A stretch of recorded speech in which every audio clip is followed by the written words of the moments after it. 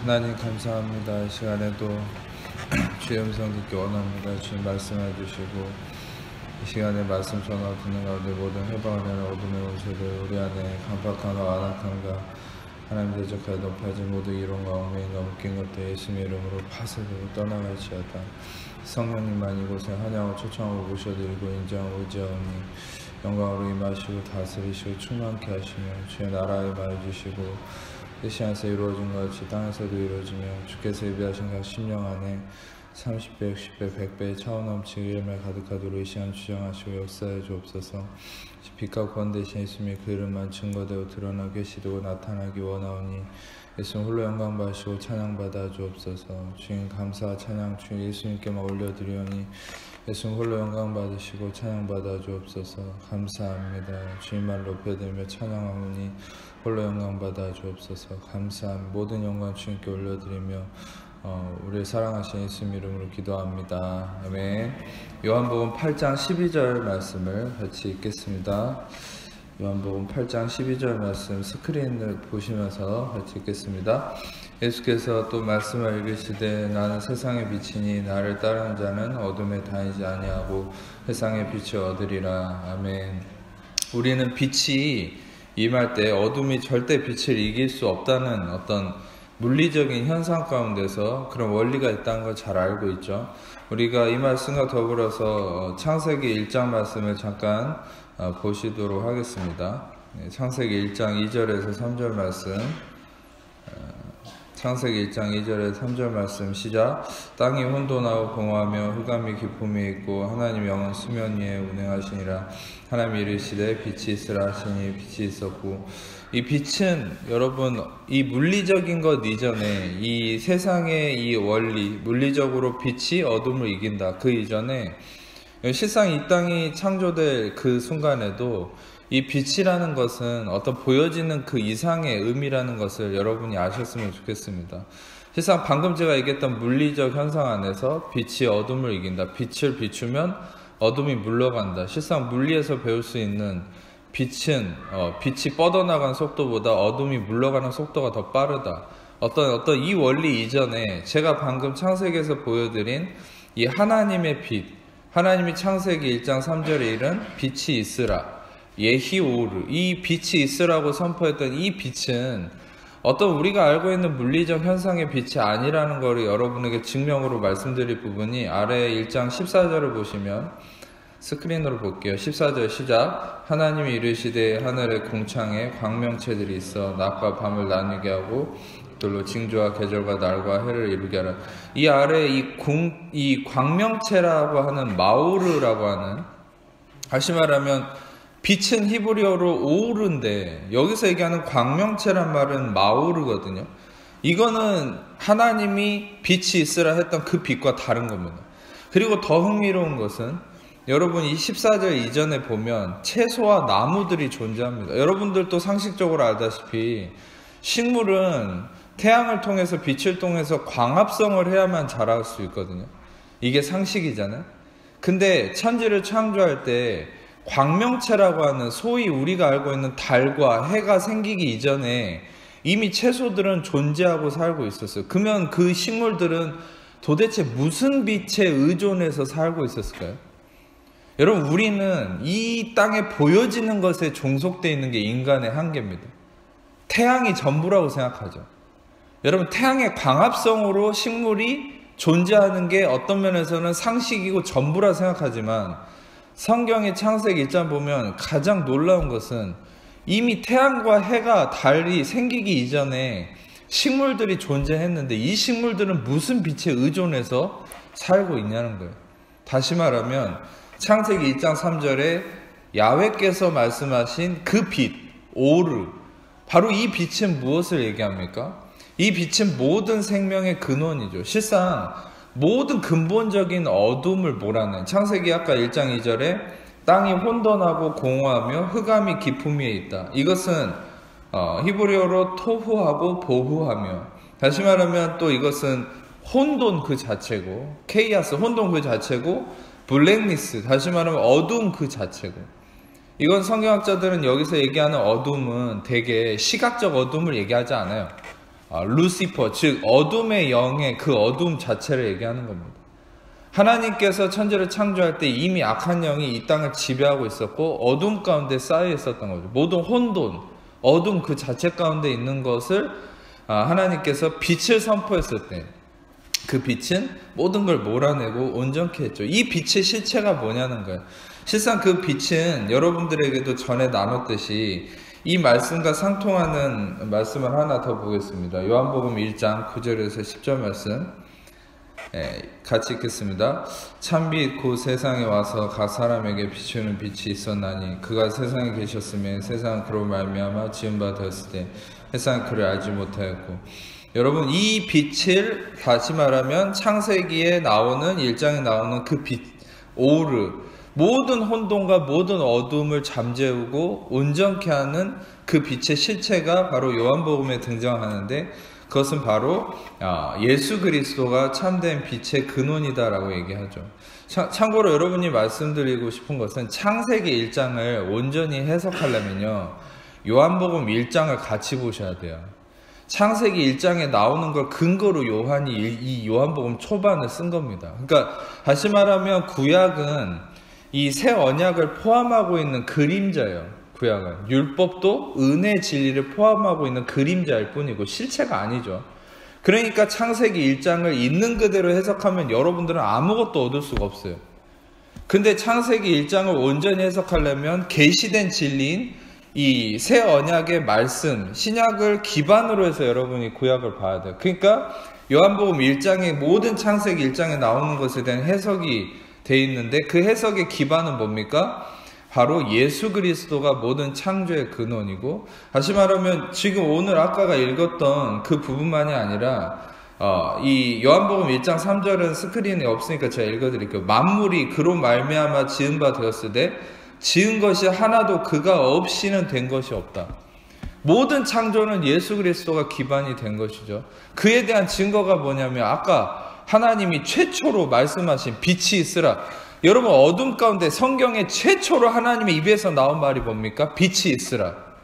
근데 그것은 나중에 예히오르라는 말인데, 이건 나중에 학자들이 발음교를 붙였기 때문에 빛이 있으라고 해석이 된 거지, 원래 원본에는 뭐라고 되어 있냐면 발음교를 안 붙였어요. 그거를 원래적으로 해석하면 나의 야훼는 빛이다, 이렇게 해석이 되는 거예요.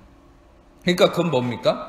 마치 예수님이, 제가 말씀을 하나 더 보도록 하겠습니다. 마치 예수님이 오늘 요한복음 8장 12절이죠. 다시 본문을 띄워줘 보세요. 다시 요한복음 8장 12절을 보면 나는 세상의 빛이니. 그러니까 예수님은 항상 에고 에이미 호 아르토스 테스 조에, 나는 생명의 떡이니, 에고 에이미 포스, 나는 빛이니, 에고 에이미 뭐 호도스, 다시 말하면 조에, 다시 말하면 내가 길이요 진리요 생명이니, 내가 생명의 떡이니, 내가 빛이니. 여러분 이게 뭡니까?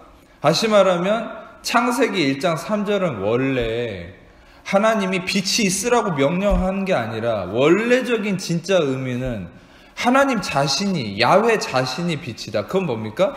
야훼이신 예수 그리스도, 만물이 그가 없이는 지은 바 된 것이 없는, 즉 예수 그리스도가 모든 걸 창조하신 분이고, 예수 그리스도 스스로가 내가 빛이다라고 이 어둠 가운데 선포했을 때 모든 어둠이 물러가고 창조가 시작된 거죠. 아멘.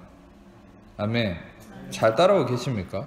그래서 이것을 다른 면으로 해석해드리면, 예수님이 잡혀가실 때, 겟세마네 동산에서 잡혀가실 때 어떻게 됐습니까?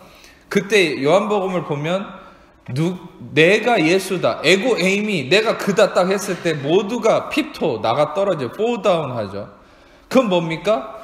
예수님의 에고 에이미라는 I am 라는 에고 에이미, 그 예수님의 존재 앞에서는 어떤 것도 서 있을 수 없다는 거예요.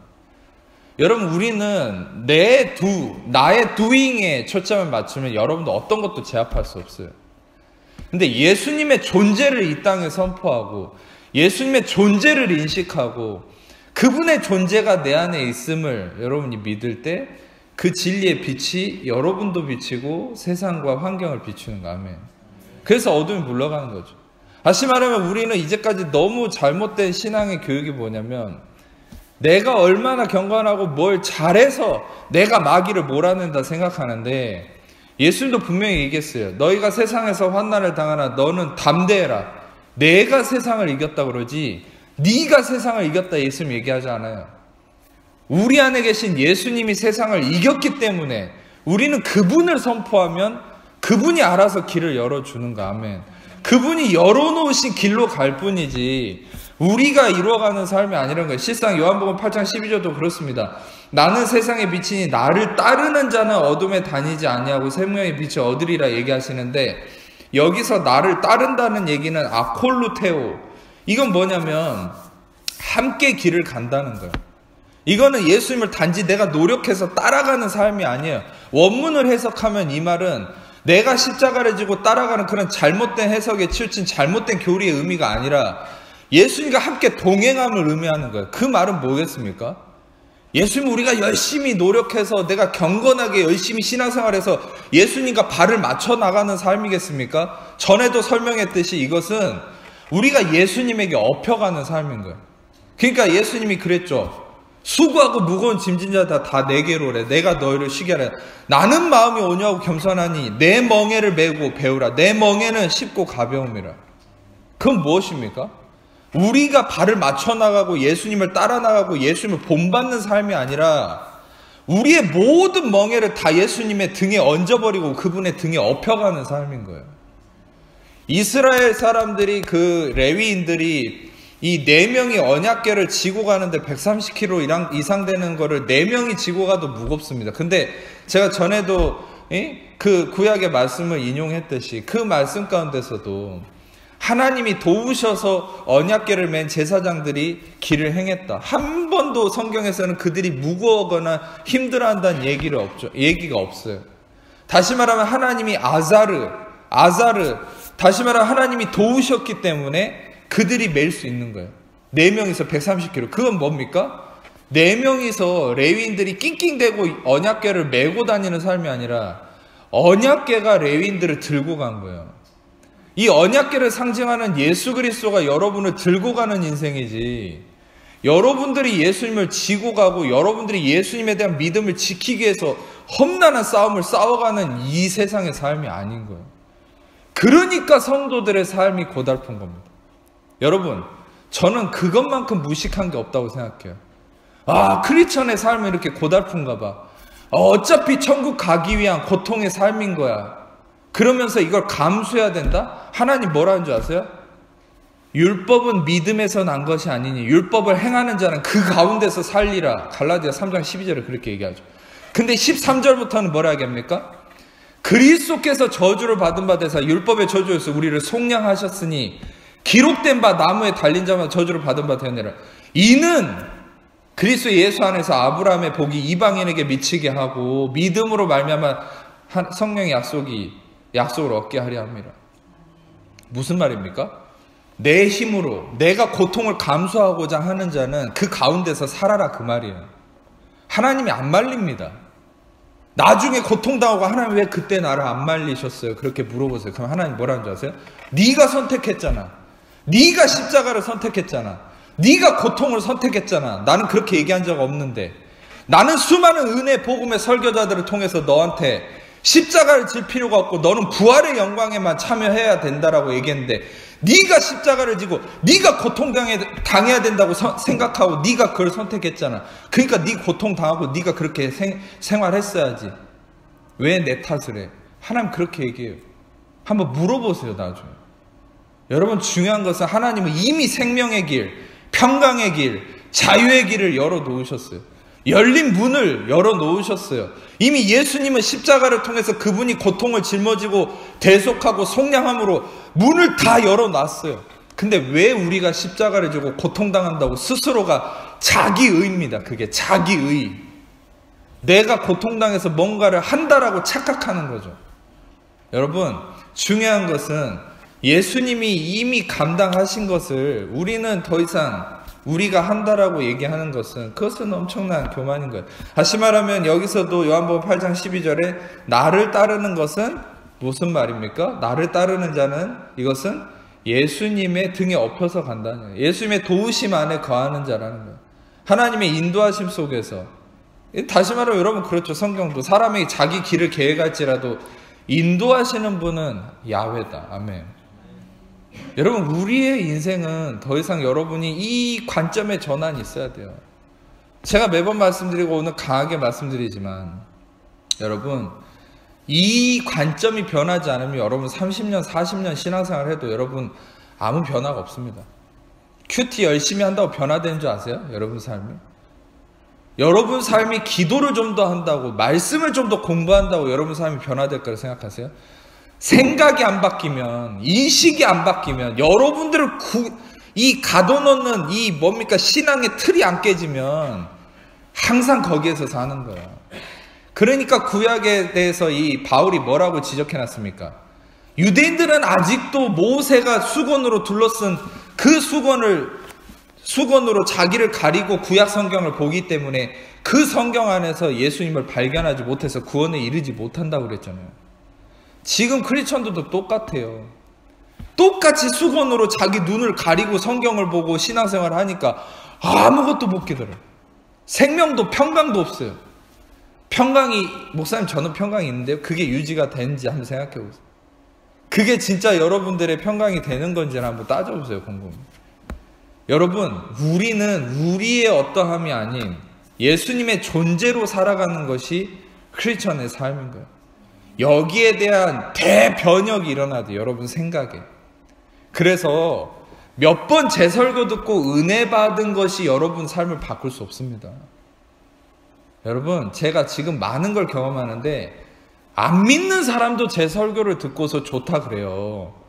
그게 뭔 변화가 있습니까? 좋다고 하는 게. 불신자도 제 설교 들으면 되게 체계적이라고 그러고 뭔가 대단해 보인다고 그러고 그런 얘기를 한다니까. 근데 아무 변화가 안 돼요.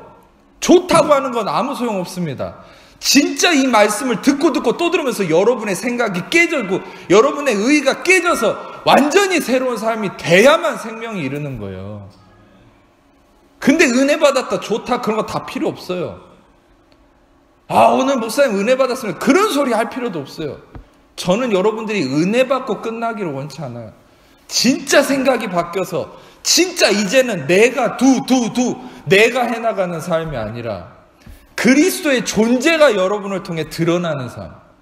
그래서 에고 에이미 예수님이 자신의 존재를 드러냈을 때 내가 빛이고 내가 생명의 떡이고 내가 생명이고 내가 길이고 내가 진리고 그 예수님이 여러분을 통해 드러나고 여러분들이 할 일은 그 예수님을 찾아서 그분을 자랑하는 거죠. 그럴 때 어둠이 물러가는 거예요. 그럴 때 인생의 이 혼돈이 잠잠게 되는 거예요. 마치 배에 자고 있는 예수님을 제자들이 깨웠을 때 예수님 그분의 존재가 드러나는 순간 그분의 샬롬이 선포되는 순간 풍랑이 잠잠게 되었죠. 여러분이 풍랑을 잠잠케 하려고 노력하는 것을 멈추십시오. 여러분들은 할 수 없습니다. 예수님 그분이 하십니다. 그분이 이미 천지를 창조하는 그 순간부터 여러분 다시 한번 생각해 보세요. 다시 한번 오늘 말씀을 들으시고 창세기를 다시 읽어보세요. 만물이 그가 없이는 하나도 지은 바 되지 않았다. 모든 창조의 기반에는 예수 그리스도 그분이 창조하셨다는 걸 기억하고 그 생각 속에서 창세기를 읽어보세요. 그럼 그것이 여러분에게 생명이 될 거예요. 예수님이 어떻게 하셨습니까? 그분이 마치 복음서에서 모든 이 땅 가운데서 사역하셨던 것처럼 창조 가운데서도 그분이 진리를 선포하시고 빛을 선포하시고 그분이 존재를 내가 빛이다라고 선포했을 때 에히오르 그때 혼돈과 어둠이 떠나갔죠.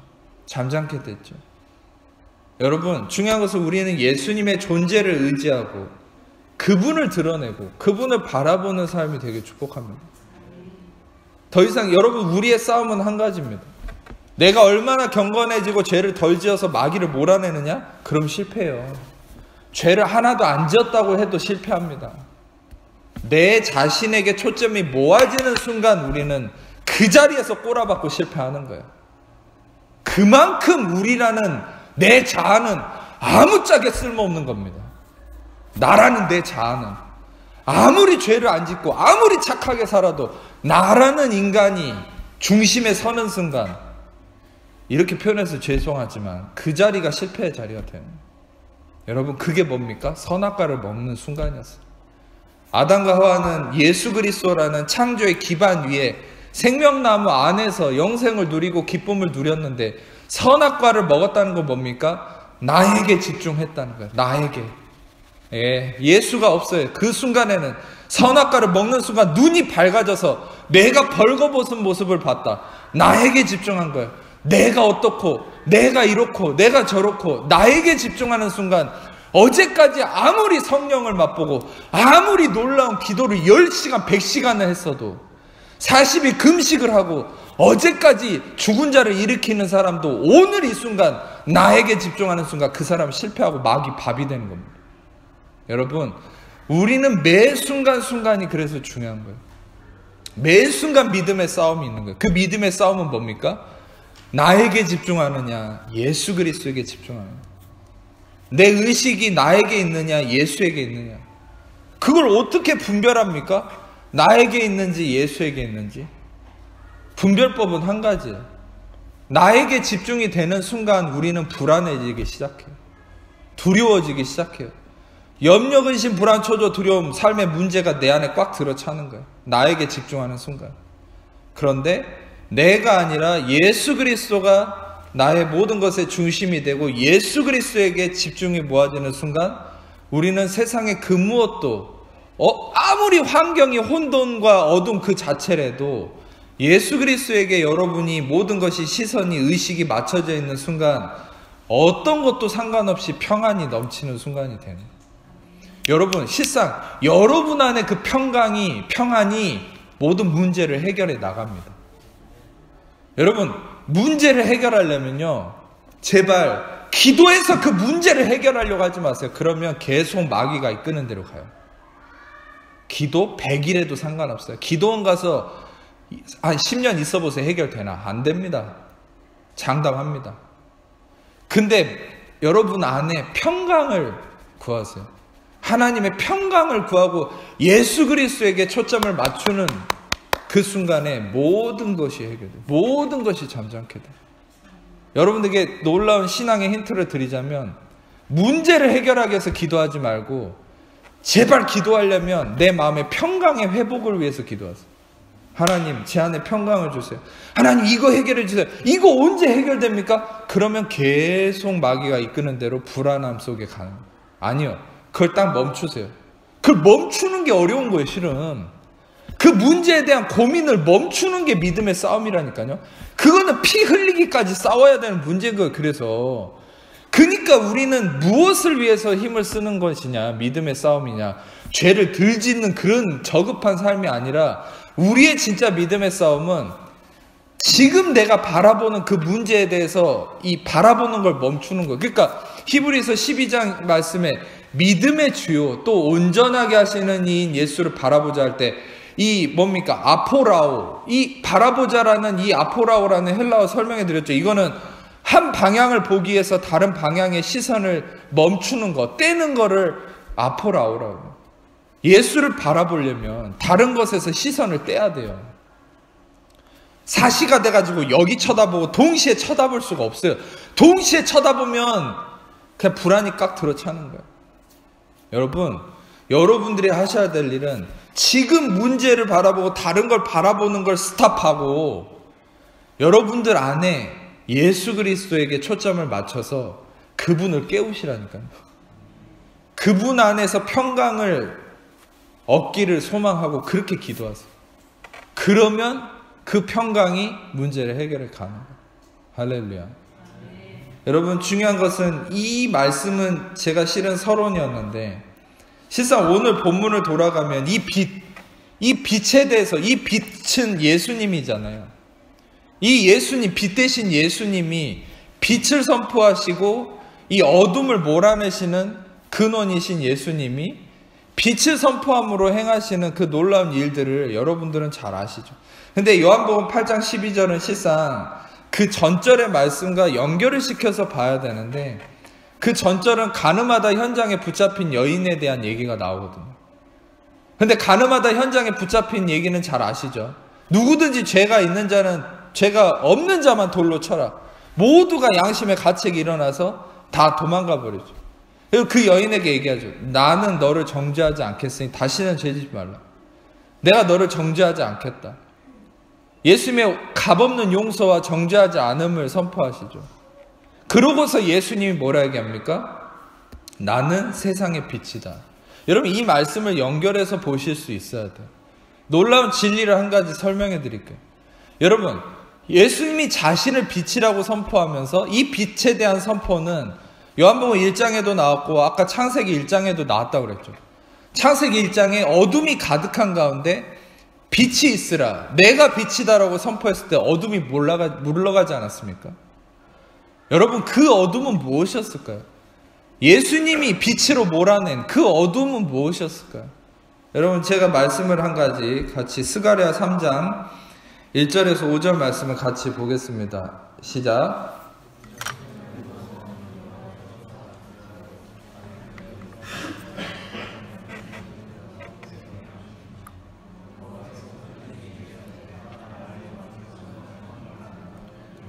택한 여호와께서 너를 책망하라.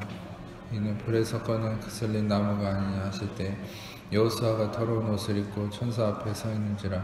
여호와께서 자기 앞에 선자들을 명령하사 그 더러운 옷을 벗기라 하시고 여호수아에게 이르시되 내가 내 죄악을 제거해 버렸으니 내게 아름다운 옷을 입히리라 하시기로 내가 말하되 정결한 관을 그 머리에 씌우소서 하며 정결한 관을 머리에 씌우며 옷을 입히고 여호와의 천상 곁에서. 이 말씀 아주 중요한 예언적인 진리를 가진 엄청난 말씀이에요. 실상 여기서 나오는 대제사장 여호수아는 우리를 가리킵니다. 예. 근데 이 대제사장 여호수아 앞에 이 여호수아 이 뭡니까? 여호수아가 여호와의 천사 앞에 서 있고 사탄은 그 오른쪽에 서서 그를 대적했다라고 얘기하죠. 여기서 아주 흥미로운 것 하나는 이 여호수아 오른쪽에서 사탄이 계속 대적하잖아요. 제가 한 가지 힌트를 드리면 이 사탄이라고 하는 이름은 나쁜 놈, 흉악한 놈 이런 의미가 아니라고 그랬죠. 전에 이 사탄이라고 하는 하사탄이라는 히브리어인데 이 사탄이라는 이름은 무슨 말이냐면 accuser라는 말입니다. prosecutor, 이거는 기소자, 참소자라는 말이에요. 그러니까 사탄이라는 말은요, 나쁜 흉악한이라는 의미가 아니라 정죄하는 자, 비난하는 자, 참소자라는 말이에요. 사탄은요, 본질이 뭡니까? 정죄하는 자예요. 여러분, 그 누구도 여러분을 정죄한다면 그거는 마귀입니다. 설교자가 좋은 의도로 해도 여러분을 정죄한다면 그 사람은 마귀예요. 아무리 대형교회 목사라도, 이제까지 어떤 커리어를 쌓았던 좋은 사람이라도 그 사람이 설교단에서 성도들을 정죄하고 막 정죄하는 식으로 설교하면 그 사람은 마귀 소리 하는 거예요. 왜? 말씀이 그렇게 얘기하는 거거든요. 이재방이 말이 아니라 성경이 그렇게 얘기해요. 그 사람 마귀입니다. 여러분, 중요한 것은 여러분을 누구도 정죄할 수 없어요. 왜? 여러분, 사탄은 정죄하는 일을 한다니까요. 예수님은 용서하시고. 아멘. 아멘. 자, 여러분, 근데 이 사탄이 오른쪽에서 대적했다고 그러죠. 그 오른쪽에서 대적했다는 게 뭐예요? 오른쪽은요, side of righteousness예요. 다시 말하면 의의 장소입니다. 오른쪽은 늘 오른쪽은 힘의 장소, 의의 장소예요. 근데 다시 말하면 이 사탄이 오른쪽에서 대적을 했다는 게 뭡니까? 이것은 의로움의 문제를 가지고 계속 비난하고 정죄한다는 거예요.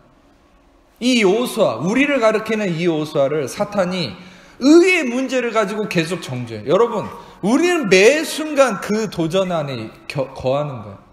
예수님이 십자가를 통해서 갈라디아 3장 13절 14절 얘기했던 것처럼 그리스도의 저주를 받은 바 되서 율법의 저주에서 우리를 속량하셨으니, 모든 로마서 3장 말씀을 그랬잖아요. 모든 사람이 죄를 범하였으면 하나님의 영광에 이르지 못하더니 그리스도 예수 안에서 값없는 은혜로 우리를 속량하셨다. 여러분, 다시 말하면 모든 문제는요, 의의 문제입니다. 사탄은 끊임없이 우리를 의의 문제로 넘어뜨리니까 죄를 짓냐 안 짓냐 이거는 지엽적인 문제고요. 근본적인 원초적인 건 의롭냐 그렇지 않냐 이 문제. 근데 예수님은 우리가 늘 의롭다 선포해요. 근데 마귀는 늘 오른쪽에서 대적하면서 넌 더러워, 너는 불의해, 넌 죄인이야. 이렇게 늘 정죄하는 거예요. 오늘 이 말씀의 결론을 보세요. 여호와께서 심지어는 이 대적하고 있는 사탄에 대해서 뭐라 합니까? 여호와께서 오히려 사탄을 책망하시죠. 할렐루야. 모든 의의 결정체이시고 모든 의의 왕이신 야훼께서 오히려 이 더러운 옷을 입고 있는 우리를 가리키는 여호수아를 대적하는 사탄을 오히려 책망하죠. 그리고서 이 3절을 보면 여호수아가 더러운 옷을 입고 있는 천사 앞에 서 있는데 여호와께서 자기 앞에 선자들에게 명령해서 더러운 옷을 벗기라. 그리고 또 여호수아에게 이르시되 내가 내 죄악을 제거하여 버렸으니 아름다운 옷을 입히리라. 할렐루야. 그리고 정결한 관을 그 머리에 씌우소서. 아멘. 옷을 입히고, 여러분 이게 어떤 모습과 상통됩니까? 누가복음 15장에 극악한, 아버지가 죽기도 전에 유산을 다 탕진해버린 인간의 눈으로는 용서할 수 없는 그런 아주 극악한 아들, 돌아온 탕자를 아버지가 집 밖에 나가서 기다렸다고 오니까 정말 와락 에피핍토했다고 그랬죠. 와락 덮치듯이 끌어안고 옷을 입히고 가락지를 끼우고 잔치를 벌이는 그 모습과 연관되지 않습니다. 여러분, 우리는 이러한 하나님의 자비의 용서하심의 은혜 아래, 심지어 여러분들이 어떤 더러운 옷을 입고 어떤 삶에서 모든 것들이 더러워져 있다 할지라도 예수님이 가늠한 여인을 값없이 용서한 것처럼 여러분들은 하나님의 값없는 용서하심 안에 있다는 사실. 근데 여러분, 그거에 대해서 얼마나 여러분들은 여러분의 행위를 가지고 정죄하고 살았습니까? 여러분, 제가 이 말씀에 대해서 히브리서 8장 11절 12절을 좀 보겠습니다. 히브리서 8장 11절 12절 같이 읽겠습니다. 시작. 또 각각 자기 나라 사람과 자기 형제를 가르쳐 이르기를 주를 알라 하지 아니할 것은 그리 작은 자로부터 큰 자까지 다 나라 알미라. 내가 그들의 불의를 긍휼히 여겨 그들의 죄를 다시 기억하지 아니라 하셨으니. 이 말씀에서 아주 중요한 것은 우리는 이 사탄이 어떤 존재냐, 사탄의 어둠이라는 거, 이 세상의 어둠이라는 거, 즉 하나님께서 빛을 통해 물러내신 그 어둠의 실체가 무엇이냐, 그 어둠의 실체는 바로 여러분의 모든 의의 문제 가운데서 여러분을 끊임없이 정죄하고 비난하는 바로 그것이 어둠의 본질이라. 근데 바로 간음하다 현장에 붙잡힌 여인을 값없이 용서하시고 죄 없다 하시고 나서 예수님이 자신을 빛이다 라고 선포하시죠. 그 빛의 속성, 그 빛의 행함이 무엇이라고 얘기하는 겁니까? 그것은 여러분을 정죄하는 어둠 중에 어둠. 그래서 모든 이 땅의 어둠 중에 어둠, 어둠의 근본은 뭐라는 거예요? 여러분들을 정죄하는 거예요. 여러분들을 정죄하는 것이 가장 큰 어둠. 근데 여러분, 하나님의 빛은, 빛이신 예수 그리스도는 모든 여러분들을 정죄하는 것을 멈추게 하시고 값없는 용서와 은혜를 허락하셨다는 사실이에요. 아멘. 이 히브리서 8장 12절 새 언약의 조항도 그렇습니다. 내가 그들의 불의를 긍휼히 여기고 그들의 죄를 다시는 기억치 않겠다. 염소와 송아지, 이 동물의 피는 1년마다 죄를 기억하게 하지만 예수 그리스도는 단번에 영원한 속죄를 이루시고 다시 죄를 기억하지 않게 하고 다시 속죄할 일이 없게 하는 영원한 속죄하심이 바로 예수의 피고, 그 예수의 피가 흘렀기 때문에 누구도 여러분의 죄를 지적할 수 없고 누구도 여러분에게 아무리 여러분이 더러운 옷을 입었다 해도 여러분들을 대적하거나 여러분들을 책망할 수 없다는 거예요. 오히려 하나님은 여러분의 더러운 옷을 벗기시고 관을 씌우시고 아름다운 옷을 입히시고 여러분들에게 아름답다라고 얘기하는 거죠. 이는 내 사랑하는 아들이요 기뻐하는 자라 하는 거죠. 아멘. 이 진리 안에 거하는 것이 여러분들의 삶의 모든 문제를 해결하는 거예요. 그러니까 실상 우리는 늘 이 싸움 안에 있는 겁니다. 여러분, 우리가 하나님의 은혜를 깨닫는 거, 하나님의 은혜를 깨달으려면 늘 이 정죄감의 문제가 해결돼야 돼요. 근데 여러분들이 어떤 가운데서는 왜 목사님이 그렇게 정죄감에 대해서 설교를 하는데, 이 정죄감에 대한 어떤 하나님이 해결하신 거에 대한 설교를 듣는데 나는 왜 이렇게 정죄감에 대해서 해결이 안 될까? 마지막으로 말씀 이것만 나누고 마칠 텐데, 이사야 64장 6절 말씀입니다. 이사야 64장 6절 말씀. 전에도 본 적이 있지만 한번 다시 읽겠습니다. 시작. 우리는 다 부정한 자 같아서 우리의 의는 다 더러운 옷 같으며 우리는 다 잎사귀 같이 시들므로 우리의 죄악이 바람같이 우리를 몰아가나이다. 그러니까 우리는 다 부정한 자고 우리의 의는 더러운 옷과 같다. 여러분, 우리의 의는 더럽다라는 것이죠. 여러분, 무슨 말입니까? 여러분, 아까도 얘기했듯이 이 대제사장 여호수아가 더러운 옷을 입고 있었다고 그랬잖아요.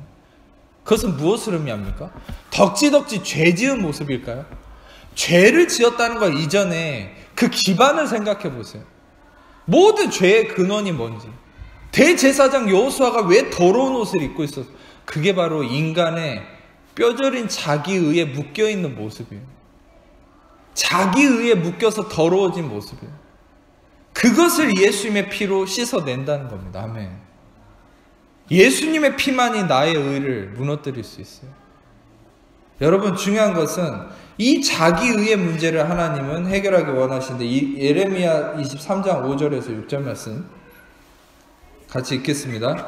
여호와의 말씀이니라. 보라, 때가 이르리니 내가 다윗에게 한 의로운 가지를 일으킬 것이라. 그가 왕이 되어 지혜롭게 다스리며 세상에서 정의와 공의를 행할 것이며 그의 날에 유다는 구원을 받겠고 이스라엘은 평안히 살 것이며 그의 이름은 여호와 우리의 공이라 일컬음을 받으리라. 아멘. 예수 그리스도가 구원으로 오셔서 우리에게 행하신 최고의 그 사역의 이 중심은 뭡니까? 바로 우리 안에 무엇이 이루어지게 한 겁니까? 예수님은? 여러분들은 그래서 이 진리를 좀 이해할 필요가 있어요. 우리는 되게 주일학교 때부터 배워온 그냥 단순한 예수님이 오셔서 나를 구원했다. 근데 그 구원이 도대체 무슨 의미인지를 잘 몰라요. 또 조금 아는 친구들은, 좀 안 아시는 분들은 내 죄를 사해 준 겁니다. 그러면 내 죄를 사해 준 게 도대체 무슨 의미냐는 거예요. 그래서 여러분들이 고린도 후서 5장 21절을 알아야 되는데, 하나님이 죄를 알지도 못하신 이를 우리를 대신해서 죄를 삼으신 것은 우리로 하여금 그 안에서 하나님의 의가 되게 하려 하심이라. 하나님은 의의 문제를 해결하기 위해서 예수님 보내셨어요. 아멘. 이게 여러분들이 진리에 입각한 신앙생활을 하는 거예요. 의의 문제에 대한 인식이 있어야 돼요. 근데 이 의에 대한 문제가 해결이 안 되니까 죄를 사함받았다, 구원을 받았다 하는데 실질적 구원의 능력을 못 누려요. 맨날 불의한 자로 사는 거예요. 맨날 불의한 자로서 사는 거예요. 왜 그렇습니까? 예수가 나의 의가 됐다는 이 구원의 진짜 실질적 의미를 모르니까요. 예수님이 구원으로 오셔서 무엇을 행하신 겁니까?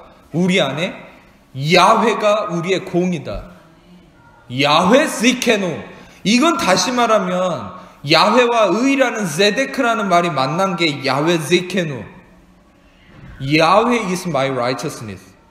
Jesus is my righteousness. 내가, 내 공로가, 내 경건성이, 나의 신앙생활이, 나의 어떠함이 의가 아니라 내가 신앙생활을 얼마나 하고 기도 얼마나 하고 내가 회개를 얼마나 했기 때문에 뭘 한다? 내가 근거가 되면 여러분 불의한 자가 되는 거예요. 내가 뭘 했기 때문에 이렇게 됐다라고 생각하는 순간 여러분 불의한 자가 되는 거예요. 근데 모든 것의 근거는 예수가, 야훼가 하셨다, 예수가 하셨다, 예수의 대속하심이 하셨다. 모든 것은 예수가 근거가 되는, 그게 바로 예수가 나의 의라는 고백인 것입니다. 예수님만이 우리의 의가 되는 거예요. 야훼만이 나의 의가 되는 거예요.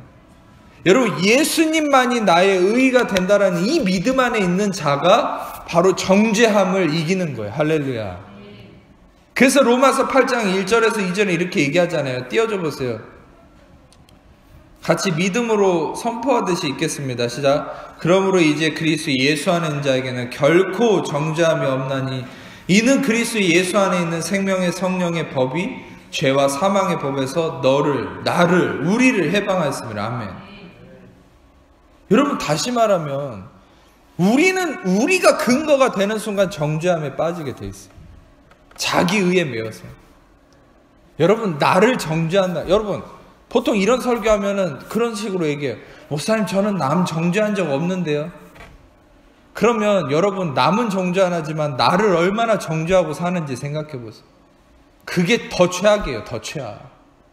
남은 정죄 안 했는데 나를 정죄하잖아요. 여러분, 나를 정죄하는 것은요, 그것은 너무나 하나님 앞에 반역하는 겁니다. 왜요? 그 아들을 죽여서 여러분 스스로를 죄 없다 하고 의롭다 하신 분이 하나님이에요. 근데 나를 맨날 정죄하고 나를 학대하고 내가 죄인이야, 그런 사람은 예수님의 피를 부인하는 겁니다. 여러분, 그렇게 한번 이렇게 생각해 보세요. 그래서 얼마나 많은 설교자들이 예수님의 피를 부인하는 설교를 얼마나 많이 합니까? 왜 그런 거는 이단이라고 안 하는지 모르겠어요. 다른 사람만 이단이라고 그러고. 전 대놓고 이단이라고 하고 싶어요. 그런 식으로 설교하는 사람. 여러분, 생각해 보세요. 나를 정죄하고 학대하라고 하는 설교자, 그 제대로 된 겁니까? 예수님 피 흘려서 이미 우리를 의롭다 했는데, 할렐루야. 그리고 여러분 스스로 생각해 보세요. 우리는요, 우리를 정죄할 자격이 없어요. 다시 한번 얘기할게요. 여러분은 여러분 몸뚱이고 여러분 자신이라고 해서 여러분 스스로가 여러분을 정죄할 자격조차 없다니까요. 지옥으로 치달아가는 여러분 존재를 예수님이 이미 음부까지 들어가서 피 흘려서 뼈가 드러나기까지 고통당해서 여러분을 지옥에서 꺼내놨는데 다시 죄인이랍시고 다시 나를 불의하다고 일컫는, 그게 얼마나 대역죄입니까? 여러분, 우리는 나를 정죄할 자격이 없어요. 이 내 설교를 들으시는 어떤 곳에 있는 분들이든지 오늘 이 설교 듣는 순간부터 나를 정죄하는 사람은 예수님의 피를 부인하는 거라고 생각하세요. 그게 얼마나 처참한 겁니까? 아, 목사님, 이런 죄를 지었는데 저는 어떻게 용서받을까요? 죄를 짓고 어떻게 사는 것보다 더 큰 문제가 나를 정죄하는 게 더 최악이에요. 그래서 여러분들은 매 순간 이 로마서 8장 1절과 2절을 매 순간 나한테 약을 주입하듯이 믿음으로 선포하셔야 돼요. 아멘. 그러므로 이제 그리스도 예수 안에 있는 자에게는, 나에게는 결코 정죄함이 없나니 이는 그리스도 예수 안에 생명의 성령을 제가 삼아서 나를 해방했습니다. 아멘. 여러분을 정죄하는 자가 있으면 반사. 아멘. 반사하세요. 그리고 여러분 스스로에게 정죄하는 마음이 떠오르면 다시 긍휼함을 얻고 때를 따라 돕는 은혜를 얻기 위해서 은혜 보좌 앞으로 나아가세요. 아멘. 누구도 여러분들을 정죄할 수 없어요. 여러분 자신도. 왜요? 하나님이 예수의 피를 근거로 의롭다 하셨기 때문에. You are righteous. I am righteous in Christ. I am righteous in Christ. 나는 예수 안에서 의롭습니다. 나는 예수 안에서 의롭습니다. 왜 이 고백이 중요합니까? 예수 안에서 예수의 피로 의롭다라는 이 확신이 바로 여러분 안에 평강을 이루어내기 때문입니다. 그 평강으로부터 모든 문제가 해결되기 시작합니다. 아멘. 여러분, 제가 마지막으로 마무리하고 끝내자면 더 이상 그 고민하고 있는 그 문제를 해결해달라고 기도하기를 멈추시고 오늘 이 순간부터 내가 예수의 피로 의롭게 되었다라는 사실을 감사하고 그걸 믿음으로 날마다 선포하세요. 약을 주입하듯이. 아멘. 그 믿음으로 의로워졌다. 난 예수의 피로 의롭다. 난 예수 안에서 의로워졌습니다. 이 믿음의 진리를 날마다 선포하면 여러분 안에 참된 평강이 이루어지고 그 샬롬, 참된 평강이신 예수 그리스도가 여러분의 문제를, 혼돈하고 공허한 여러분의 모든 삶을 빛 가운데 온전케 해버립니다. 아멘. 여러분 안에 기라성 같은 거인들이 있습니까? 마치 10명의 정탐꾼들이 본 것처럼 안악자손이 여러분들 안에 버티고 있습니까? 그러면 여러분 안에 평강이신 예수님을 깨우세요. 그걸 어떻게 깨웁니까? 나를 따라 봅시다. 난 예수의 피로 의롭습니다. 그걸 계속 선포한다. 난 예수 안에서 의롭습니다. 나 스스로에게. 그러면 그 평강이 일어나면서 예수가 깨어나는 거예요. 그럼 어떻게 됩니까? 마치 나다. 그 겟세마네 동산에서 예수님 자신을 잡으러 온 자들에게 내가 그다. 에고 에임이 예수님 자신을 드러낸 순간 모든 자들이 다 자빠진 것처럼 여러분 앞에 있는 모든 거인들이, 모든 문제가 다 자빠진 거예요. 길이 열립니다. 그 홍해로 여러분은 건너게 되는 거예요. 여러분, 아주 단순한 해결책을 알려드렸죠. 항상 여러분이 기억해야 될 건 구원은 쉽고요, 진리는 단순합니다. 오히려 이상한 인간들이 구원을 어렵고 진리를 복잡하게 만든 거지, 구원은 쉽고 진리는 단순해요. 아멘. 진리, 단순한 진리 뭡니까? 내가 예수의 피로, 예수 안에서 의롭습니다. 이 진리를 날마다 선포하세요. 여러분, 그리고 오늘 이 설교를 계속 들으세요. 이 설교를 들으면 들을수록 여러분 안에 평강이 이루어질 거예요. 그 평강 안에서 여러분들은 해결이 일어날 것입니다. 아멘. 기도하겠습니다.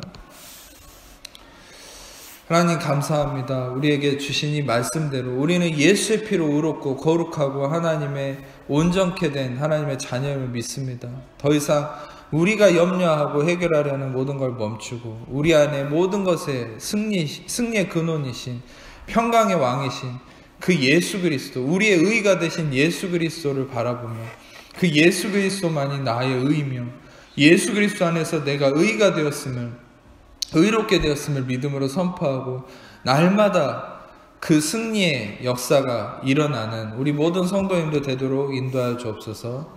감사드립니다.